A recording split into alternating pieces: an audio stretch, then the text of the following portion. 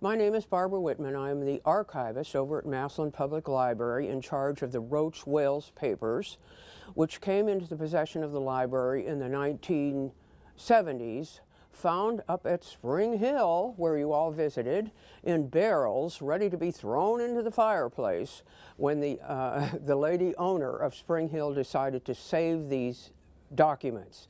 Well, thank goodness she did, right? So here we are then in the 1970s and 80s. The present-day librarian then, Ethel Conrad, who wrote the little book I recommended that you have a look at, went through all of these documents, went away, took a course in how to catalog them, decided that they needed to stay at the library. One of the historical societies in Cleveland wanted all of these papers, but we decided they had to stay in Massillon. So they've ended up, after 20, 30 years, being looked at again by myself and other historians. Now, how did we get to the point where we're at right now? Well, in 2003, the Historical Society from Columbus came to Massillon wanting 2 or 3 documents to put on display in conjunction with the 200th anniversary of the state. So we laid out a grand array of documents, like a couple of hundred.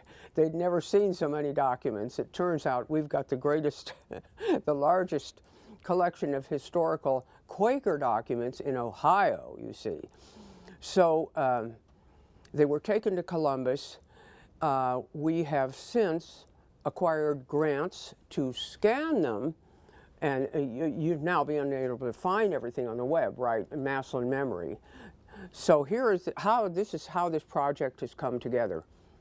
It was just the right time, the right place, 2003, everything going on the internet now, right? And I, of course, acquired my MA and PhD because I had this wonderful cache of thousands of documents that nobody had ever done anything with, save Ethel Conrad in the 1980s. So that's how we got to where we are today.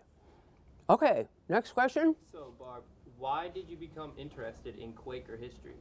Well, you see, you have to involve yourself as a historian. You're going to jump in, right, feet first, and go at it in depth. And I wanted to know what these people were thinking, not only the superficial history material, but what motivated them, what drove them, how did they come out here, why did they decide to stay? We're talking about 1811. What a dreadful, how difficult it was out here. But you can appreciate this now because you've looked at some of these documents and you've been up to Spring Hill and you can look over the plains and think about, well, let's see, any heating in the house? No. How did we heat this house, right? What did we do for sanitation? Just the basics. Living out here in 1811, 1812, and what an incredible challenge. So that's how I became interested in Quaker history. Go ahead. Anything more? Big one? Questions?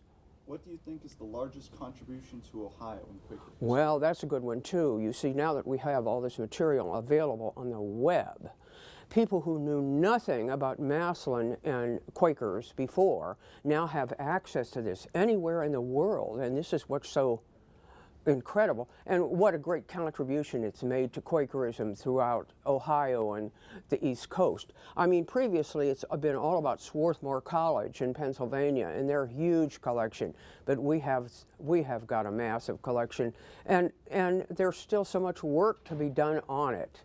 So anybody who needs an advanced degree, just come over and let us know. There's lots to be done, especially economic history, you see. Okay, next.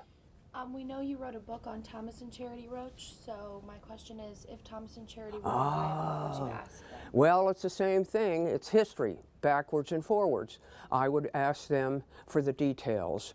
Charity did not keep a diary, so we don't know what was spinning through her head exactly. But we do have 200 and some odd letters that women, her close relatives from New England, wrote to her. And so we're working backwards. I'm trying to pull everything, how she thought. what processes she used through these letters, these incoming letters to her. But I would certainly ask them for details, including how was Kendall governed? Was it all top-down decision-making? Did Roach make all the decisions, or was it a communal thing? So that sort of thing. And then, of course, the everyday details of how did you do it? How would you do it again? Would you come out here again, knowing what you do now? We're talking 1823 and 24, of course. So there's quite a bit there. I mean, so much more to do. What can Massillon Public Library offer to expand one's knowledge? Well, there again, that goes back to question number 1 and 2, is now that we have everything available on the web, you see. Researchers have got this wonderful access at their thumb, actually. And again, we have the biggest collection of Quaker documents in the state, i.e. these letters, this very personal family history. There's just nothing like it. So to understand, and of course, Roach talked about all sorts of people, right? There were tons of people in his circle who were Quakers and who were not Quakers. So how then, as historians, do we interpret all that? And that's what's so much fun. I mean, looking down the line for the future, there's so much work to be done yet. All very exciting. Okay. Why should a person visit Spring Hill? Oh, well, what do you think? No, I'm supposed to answer the question. Well, it's apparent now, but now that you have this background and you've spent a semester with these people, you can go up there and say, oh my gosh, it was cold up here. The house is facing south. How come? Remember that one? Why is that house, the main entrance to the house, facing south? Well, obviously they're up on the hill, and we're talking about the north wind in the winter, right? And did you go into Charity's kitchen? I did. Okay, and we talked about it was probably the warmest room in the house.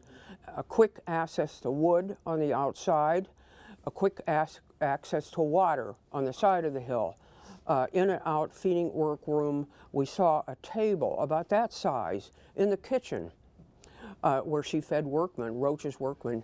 So you see, you put the whole picture together, you can appreciate it so much more. It's like going to, have you ever been to Greece? No. Not yet. Okay, the Parthenon or Venice or wherever. You've got to do the homework ahead of time. Take that with you in your baggage and you'll get so much more out of it. Period.